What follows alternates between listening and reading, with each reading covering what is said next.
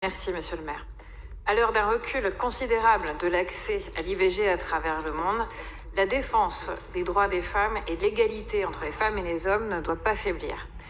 Les derniers événements aux États-Unis ont montré la nécessité de sanctuariser les droits des femmes dans tous leurs aspects. Nous devons nous battre à tous les niveaux pour atteindre l'égalité réelle et la faire vivre au quotidien. Les collectivités territoriales, par leur statut d'employeur, par la définition et la mise en œuvre de leurs politiques publiques, par leur connaissance et leur capacité d'animation des territoires, doivent être et peuvent être un véritable moteur de l'action publique pour l'égalité.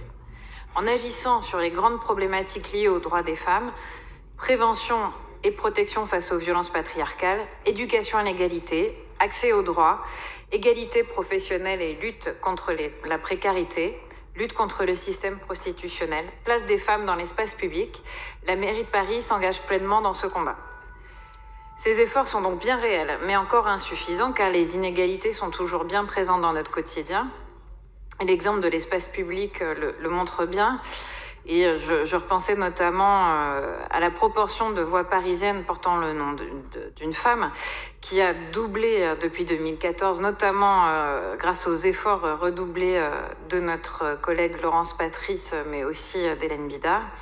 Et nous atteignons donc aujourd'hui 12%. C'est un progrès, certes, mais cela reste tout de même très insuffisant et quand même non représentatif du nombre réel de femmes de l'histoire parisienne, ancienne ou récente, qui pourraient en bénéficier. Et cet exemple montre aussi à quel point le chemin est encore long et fastidieux. Il nous faut donc poursuivre avec détermination la transition féministe de Paris. Cette délibération y contribuera avec le financement de 15 associations qui œuvrent quotidiennement pour plus d'égalité entre les femmes et les hommes, notamment sur la question du genre dans l'espace public. En effet, les femmes et les hommes ne pratiquent pas de la même manière les rues, les cafés, les espaces culturels et sportifs, dont l'usage répond à des codes sexués. Les politiques publiques et les actions citoyennes peuvent favoriser la mixité de l'espace public en faisant des choix urbains qui répondent à l'impératif d'égalité.